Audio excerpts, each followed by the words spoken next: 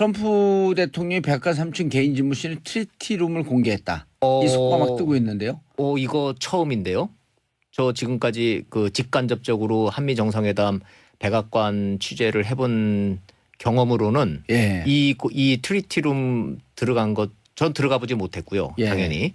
우리 대통령이 여기 간 것도 처음인 것 같아요. 제 기억으로는 그렇습니다. 그만큼 그만큼 예우하고 환대하고 뭐 이제 이런다는 얘기예요. 예. 왜냐하면 이게 지금 신경을 많이 쓰고 있는 게 미국도 왜냐하면 한미 정상회담 열리기 전에 지금 양국 언론에서 엄청나게 많은 우려의 목소리가 나왔잖아요. 그랬죠. 균열이 있네, 뭐가 있네, 이견이 있네. 그래서 트럼프 대통령이 또 돌발 발언할 거네 이러는데 그렇지 않을 거다라는 어떤 이런 메시지들이 하나하나 등장하고 좀 있죠.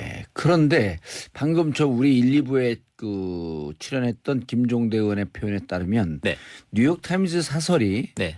며칠 전 뉴욕타임즈 사설이 뭐라 그랬냐면 트럼프의 판단이나 머리로는 북핵 문제 해결을 못한다. 네. 그러니 문재인 대통령의 얘기를 경청하라. 네. 이런 사설이 나왔다 그래요. 네. 그런데 오히려 미국에서는 그럼 한국이 대한민국이 이 북핵 문제 해결하는 데 있어서 상당히 중요한 위치에 있을 것이다라고 하는 평가를 하고 있는데 우리 일부 언론들 뭐 다 그런 건 아니지만 네. 정세현 장관이나 문정인 교수 이런 분들은 한국의 언론이 마치 이거 안 될 것 같다는 게 안 될 것 같다고 우려하는 게 아니라 안 되기를 바라고 있는 거 아니면서 오히려 우리나라 언론에 문제 제기를 하는 이런 전문가들도 꽤 있거든요. 꽤 있죠. 미국 내에서도 존재하고 그럼 있어요. 문정인 그 특보도 네. 실질적으로 미국에서는 아무 문제가 없었는데 우리 언론이 호들갑을 떠니까 그걸 받아고 다시 미국에서 얘기했다.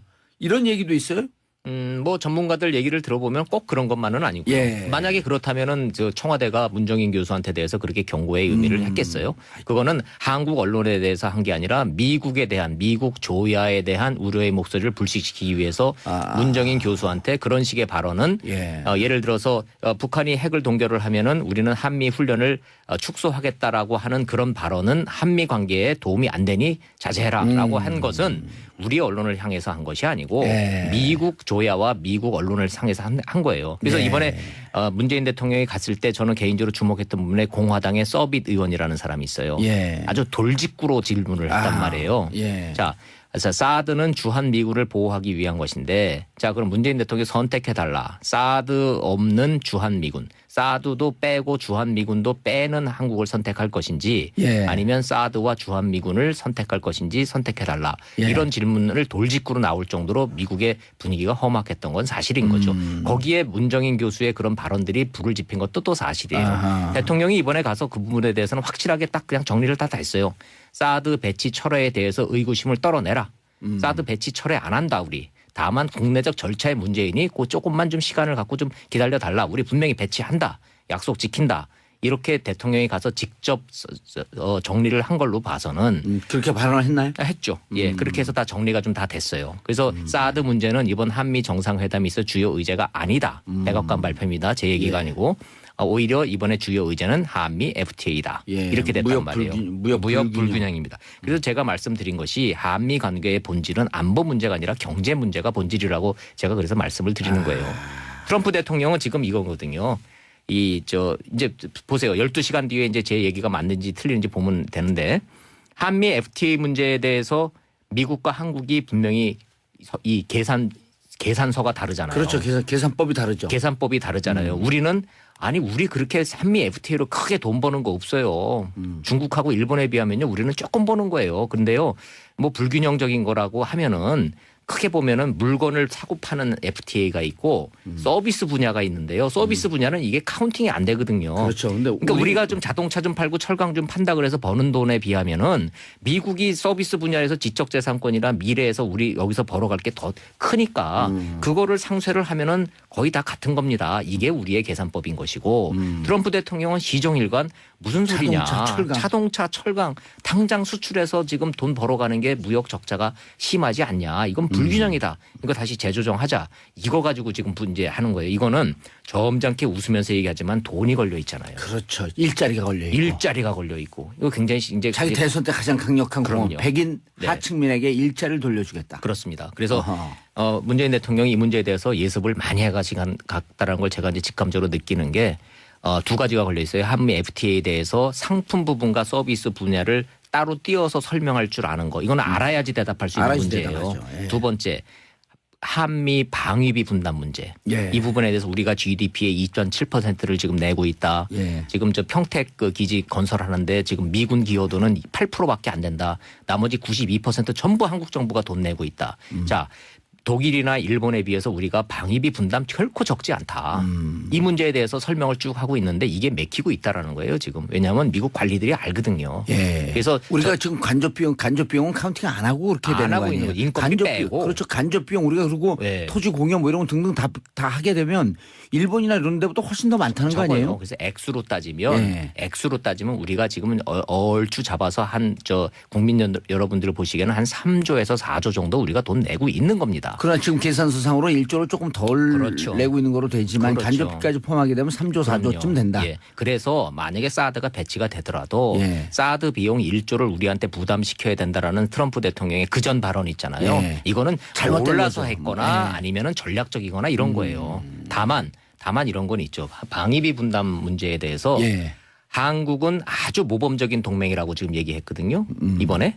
누가 예. 얘기했어요? 미국 고위 관리가 얘기했어요. 예. 익명으로 저긴 했지만 모범적인 동맹이라는 얘기는 방위비 분담 문제에 대해서 무임승차하지 않고 할 역할을 다 하고 있다. 예, 오히려 더 많이 하고 있다. 예. 그러니까 거기에 대해서는 우리가 더 무리하게 요구하지 않을 거다. 이런 메시지란 말이에요. 아하. 그러니까 이제 한미 정상회담에 있어서 의제 조율이 이런 식으로 잘 되고 있는데 딱 한 가지 북핵 문제와 한미 FTA 문제의 이 계산법 자체가 달라서 여기에 대해서는 이견이 당연히 있죠. 한국하고 미국이 뭐 입장이 다른데 어떻게 그게 같을 수가 있겠습니까? 예. 자, 문재인 대통령이 이 부분에 대해서 잘 조율을 하고 트럼프 대통령하고 어떤 얘기를 이제 주고받는지 좀 지켜보고 있습니다.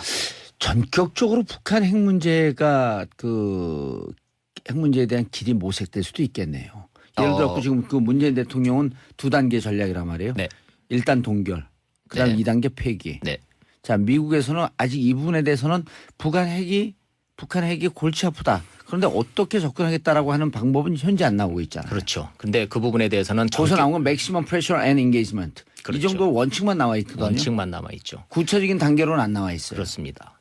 비슷한 듯하면서 원칙적으로 다른 게 있어요. 미국은 지금까지 북한 문제에 대해서 이전 정권의 그 전략이 실패했다고 보는데 예. 이전 정권의 그 전략이 일어난 것이 딴 게 아니에요. 리비아 모델이거든요. 예. 리비아 모델이 핵 프로그램을 폐기하고 대신 경제 지원을 받는 맞바꾸는 바터 형식이었단 말이에요. 예. 그런데 북한 입장에서는 이 문제에 대해서 불신을 하고 있는 것이 리비아가 그래서 경제적으로 돈은 좀 받아서 경제 상황을 좋아졌는데 카다피가 가더라는 거예요. 체제가 무너졌잖아요. 정권이 가더라는 거죠. 예. 그거를 극도로 무서워하고 있는 거래요. 그래서 북한은 핵과 포기 안 할 거라는 체제 거죠. 안전을 맞바꾸는 거죠. 그래서 북미 평화 협정하고 정도로 맞바꾸지 않는 한 우리는 예. 못 믿는다.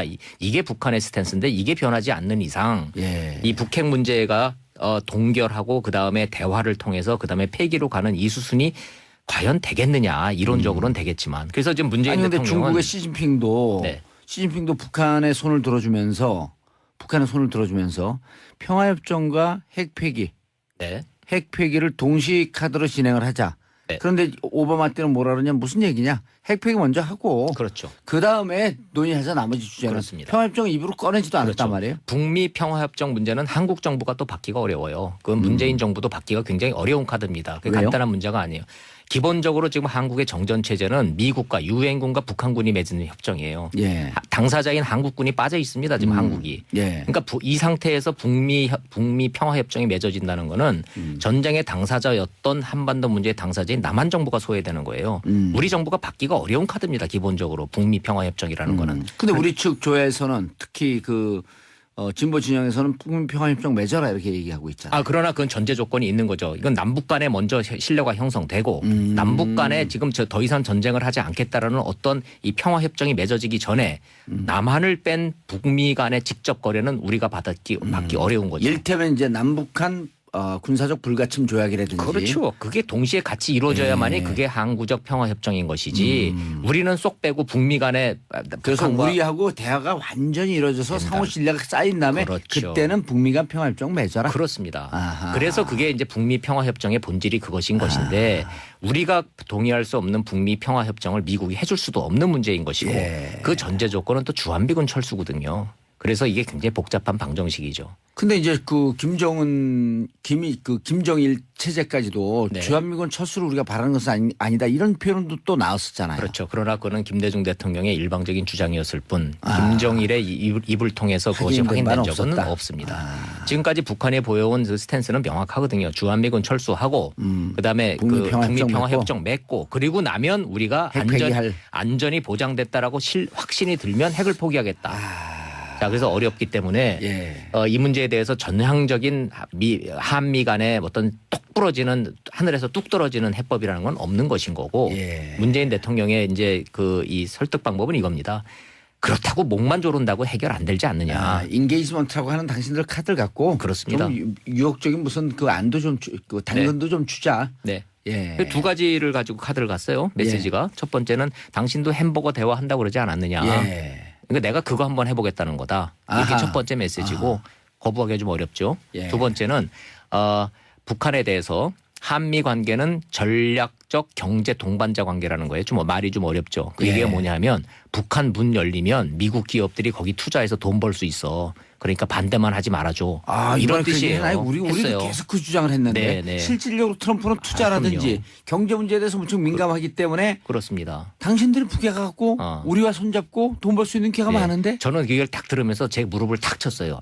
문재인 대통령한테 누가 이거 건의했는지 기가 막힌 수 가져갔다. 트럼프 대통령이 솔깃할 수 있는 그런 화두를 가져간 거예요. 저희가 저하고 이리고 우리 팟캐스트 방송하는 사람은 2달 전서부터 얘기했어요. 트럼프, let's make money. 그렇죠. In North Korea. 그렇죠. 우리 미국 북한 가고 돈 벌자. 그러니까 양수겹장이다. 북한 가서 돈도 벌 수 있고 그다음에 북한 문제 해결하면 너 지금 국내 문제 때문에 당신 어려운데 최고의 대통령으로 최고의 대통령 성과 얻을 수 있다. 그런 거를 하기 위해서 정상회담이 중요한 게요. 그렇게 인간적 터치를 하고 어프로치를 해야 되는 거예요. 그러니까 지금 문재인 대통령이 가가지고 나도 당신도 고생 많이 했지. 대선 때 나도 가짜 뉴스 때문에 고생 엄청 많이 했는데 당신도 가짜 뉴스 때문에 그러지 않느냐. 그러니까 트럼프가 언론도 이야기를 듣고 있길 바란다 그러면서 막 웃으면서 야 우린 가짜 뉴스 동창생이야. 그래서요. 지금 이제 헤어졌거든요. 이제 궁금한 게 이제 트럼프 대통령이 잠자리에 들기 전에 혹시 트위터에다가 프레지던트 문 is a nice guy with a good time 뭐 이런 거 하나 좀 날려주면 분위기를 이게 좋았구나. 이런 거 이제 가늠을 보세요. 12시간 뒤에 이제 제 얘기가 맞는지 틀리는지 보면 되는데 한미 FTA 문제에 대해서 미국과 한국이 분명히 이 계산서가 다르잖아요. 그렇죠. 계산법이 다르죠. 계산법이 다르잖아요. 우리는 우리 그렇게 한미 FTA로 크게 돈 버는 거 없어요. 중국하고 일본에 비하면요. 우리는 조금 버는 거예요. 그런데요.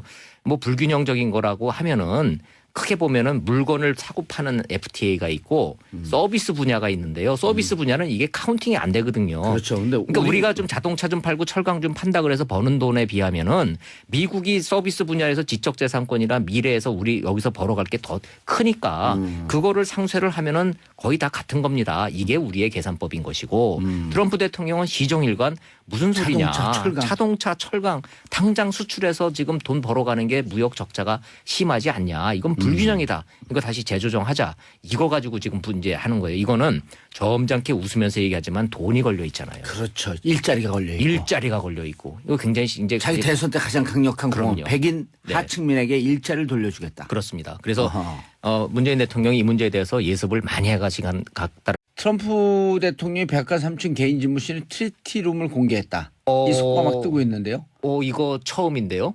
저 지금까지 그 직간접적으로 한미 정상회담 백악관 취재를 해본 경험으로는 이 트리티룸 들어간 것 전 들어가 보지 못했고요. 당연히.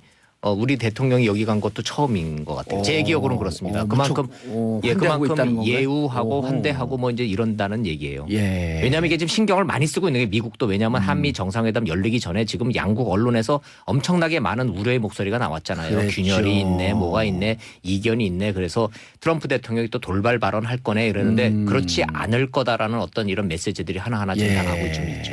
그런데 방금 우리 1, 2부에 출연했던 김종대 의원의 표현에 따르면 뉴욕타임즈 사설이 며칠 전 뉴욕타임즈 사설이 뭐라 그랬냐면 트럼프의 판단이나 머리로는 북핵 문제 해결을 못한다. 그러니 문재인 대통령의 얘기를 경청하라.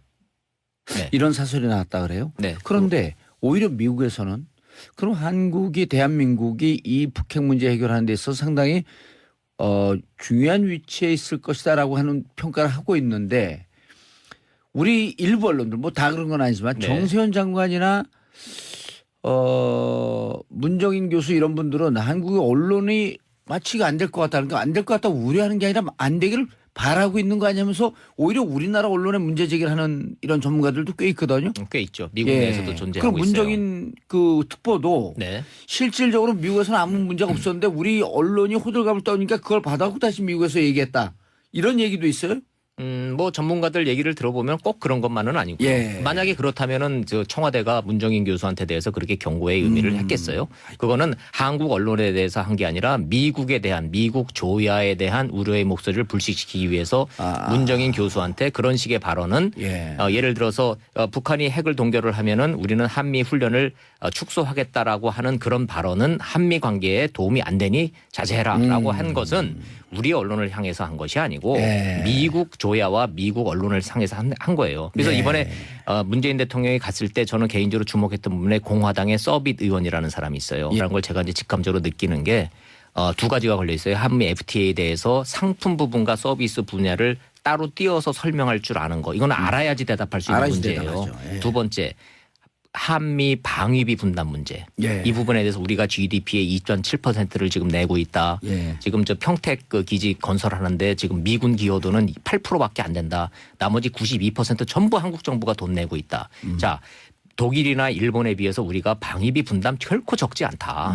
이 문제에 대해서 설명을 쭉 하고 있는데 이게 맥히고 있다라는 거예요 지금. 왜냐하면 미국 관리들이 알거든요. 그래서 우리가 지금 간접 비용은 카운팅 안 하고 그렇게 되는 거 아니에요. 인건비 빼고. 그렇죠. 간접 비용 우리가 그리고 토지 공여 뭐 이런 거 등등 다 하게 되면 일본이나 이런 데보다 훨씬 더 많다는 거 아니에요? 그래서 액수로 따지면 우리가 지금 얼추 잡아서 한 국민 여러분들 보시기에는 한 3조에서 4조 정도 우리가 돈 내고 있는 겁니다. 그러나 지금 계산서상으로 1조를 조금 덜 내고 있는 거로 되지만 간접비까지 포함하게 되면 3조 4조쯤 된다.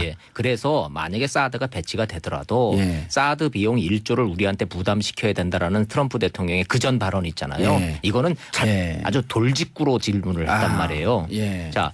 그래서 사드는 주한미군을 보호하기 위한 것인데 자 그럼 문재인 대통령이 선택해달라. 사드 없는 주한미군. 사드도 빼고 주한미군도 빼는 한국을 선택할 것인지 아니면 사드와 주한미군을 선택할 것인지 선택해달라. 이런 질문을 돌직구로 나올 정도로 미국의 분위기가 험악했던 건 사실인 거죠. 거기에 문정인 교수의 그런 발언들이 불을 지핀 것도 또 사실이에요. 대통령이 이번에 가서 그 부분에 대해서는 확실하게 딱 그냥 정리를 다 했어요.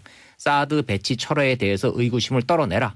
사드 배치 철회 안 한다 우리. 다만 국내적 절차의 문제이니 그 조금만 좀 시간을 갖고 좀 기다려달라. 우리 분명히 배치한다. 약속 지킨다.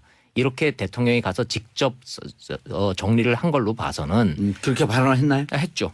그렇게 해서 다 정리가 좀 다 됐어요. 그래서 사드 문제는 이번 한미 정상회담이 있어 주요 의제가 아니다. 백악관 발표입니다. 제 얘기가 아니고.